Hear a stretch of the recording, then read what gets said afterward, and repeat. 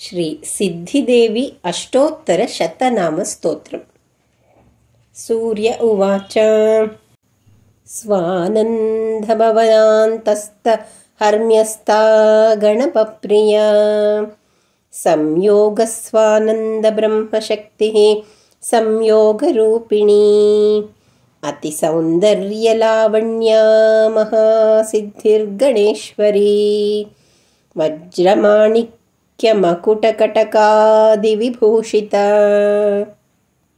కస్తూరీ తిలకోద్భాసినిటిలా పద్మలోచన శరచ్ఛాంపేయ పుష్పాభనాసికా మృదుభాషిణీ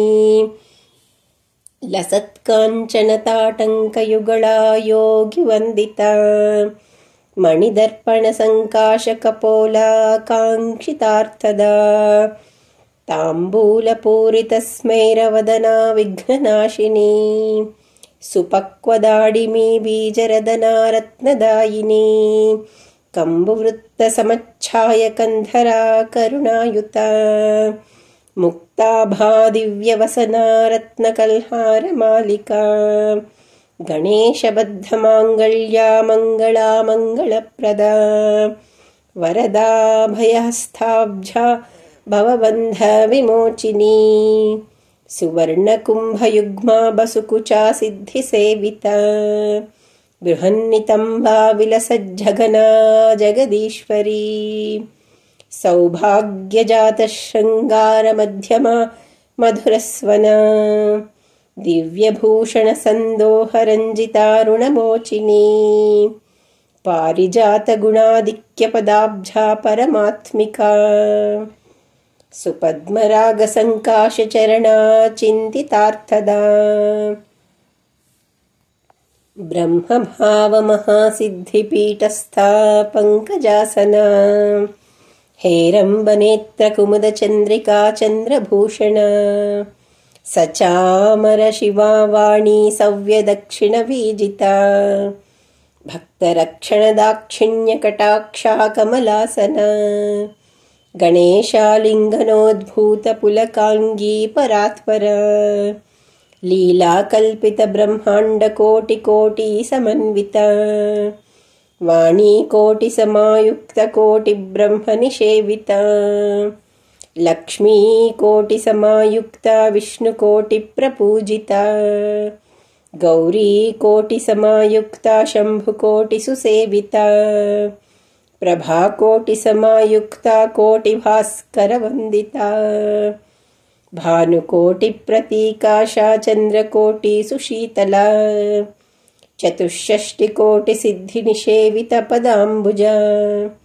మూలాధారసముత్పన్నా మూలబంధవిమోచనీ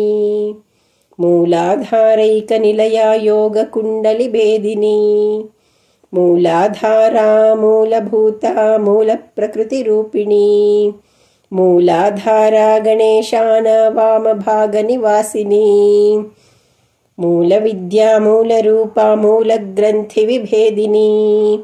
స్వాధిష్టానైకనిలయా బ్రహ్మగ్రంథివిభేదినీ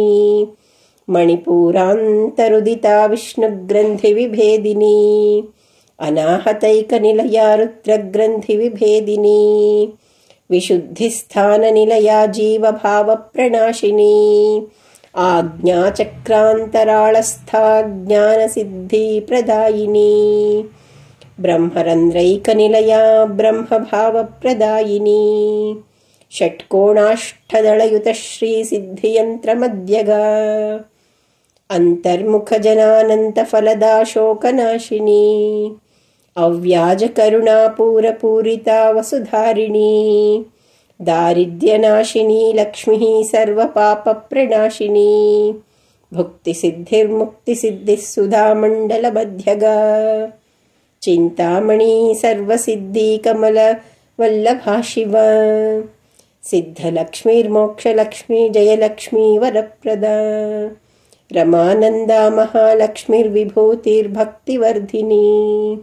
అష్టోత్తరశతం నామ్యాం మహాసిద్ధేరిదం వరం ఆజ్ఞయా గణనాథస్యా గణకేణ ప్రకీర్తితం యః పఠేత్ గాణపో భక్త్యా पूजयोद्वासुनामभिः धर्ममर्थं च कामं च लब्ध्वा